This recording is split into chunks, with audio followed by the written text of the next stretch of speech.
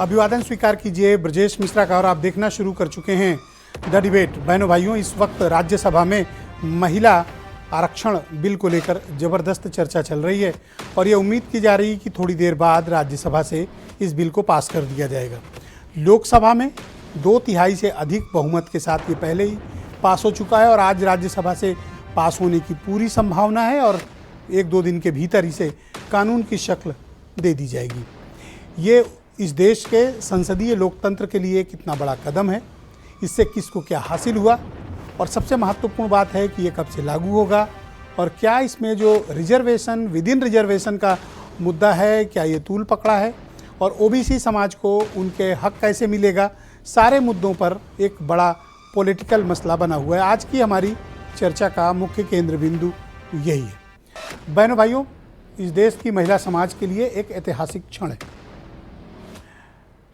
महिला आरक्षण बिल अब बस कानून की शक्ल अख्तियार करने जा रहा है।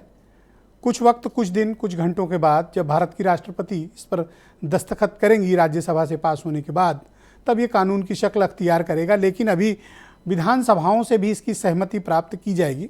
जिस प्रकार का मैसिव मैंडेट पार्लियामेंट के भीतर इस बिल को लेकर मिल रहा है, उम्मीद ये की जा रही है कि पूरे देश भर में इसको समर्थन हासिल होगा।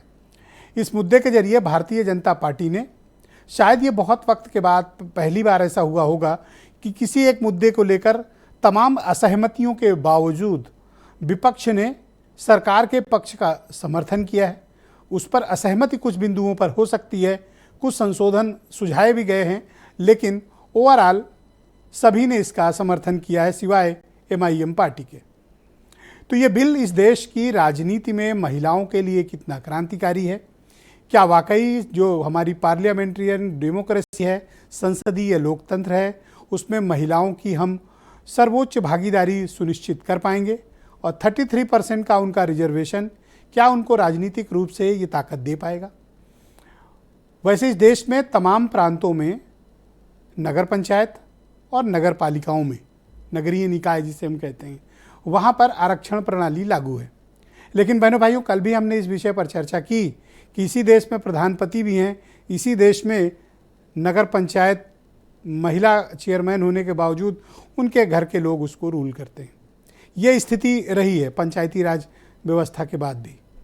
क्या हम जब संसदीय लोकतंत्र में यानी अपनी विधानसभाओं में, अपनी लोकसभाओं में महिलाओं के सर्वोच्च राजनीतिक अधिकार की बात करते हैं, तो क्या हम उनको उनके हक दे पाएंगे और क्या वो अपनी पावर एक्सरसाइज कर पाएंगी?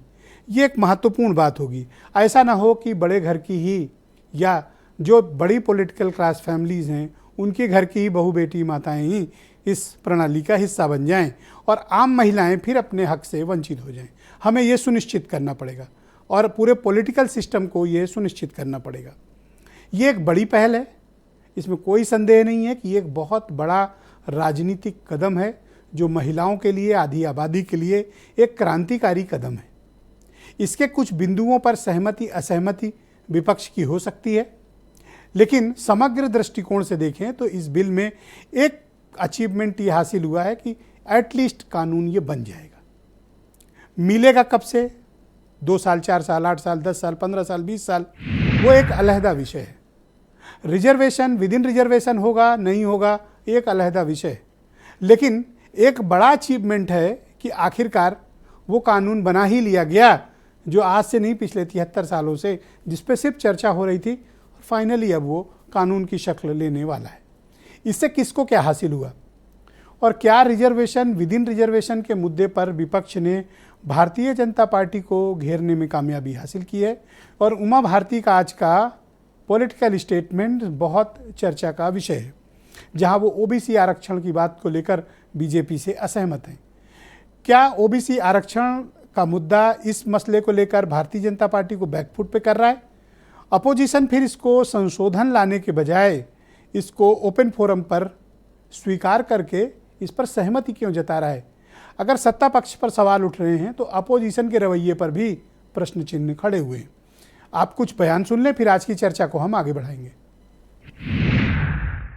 भारत की संसदीय यात्रा का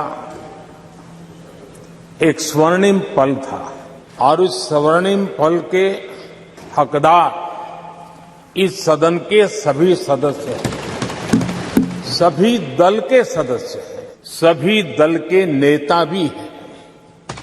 सदन में हो या वह सदन के बाहर हो, वे भी उतने ही हकदार हैं। अल्टीमेटली ये एक कानून का रूप लेगा और जो एक बहुत लंबा इंतजार है 27 बरस का, वो पूरा खत्म होगा और महिलाओं के लिए एक बड़ा दिन होगा। भाजपा सरकार में है वो ओबीसी वोट बैंक की वजह से ही है और हम ओबीसी महिलाओं का हक, सम्मान और अधिकार और उनका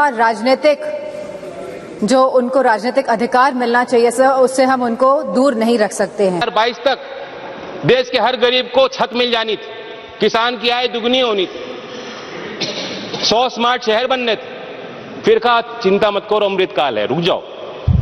आज कल और परसों का हिसाब दीजिए। आज महिलाएं इंतजार क्यों करें बताइए? अगले चुनाव में आरक्षण क्यों नहीं दिया ये बताइए? ये सवाल सबके मन में है। हम लोगों की पुरानी मांग रही है कि आरक्षण में भी आरक्षण हो। हम चाहते हैं कि हर एक सेक्शन की महिला जो है उसमें जो है इसकी भागीदारी होनी चाहिए। खासतौर पे SC ST का है, उसी तर्ज पर पिछड़ा हो, अति पिछड़ा हो, अल्पसंख्यक महिलाएं हो, इन सबों का भी जो है आरक्षण जो है उसमें होना चाहिए। बहनों भाइयों, आज की परिचर्चा को आगे बढ़ाएंगे। अनिला सिंह उत्तर प्रदेश में भारतीय जनता पार्टी की प्रवक्ता हैं। आम आदमी पार्टी की मुख्य प्रवक्ता प्रियंका कक्कड़ हमें ज्वाइन कर रही हैं। प्रियंका गुप्ता भी मेरे साथ मौजूद हैं, उत्तर प्रदेश में कांग्रेस कमेटी की प्रवक्ता हैं। हेमंत तिवारी जाने माने पत्रकार हैं। राजपाल कश्यप समाजवादी पार्टी के प्रवक्ता हैं। अनिल दुबे राष्ट्रीय लोकदल से, और वीरेंद्र सिंह जी हमारे स्टेट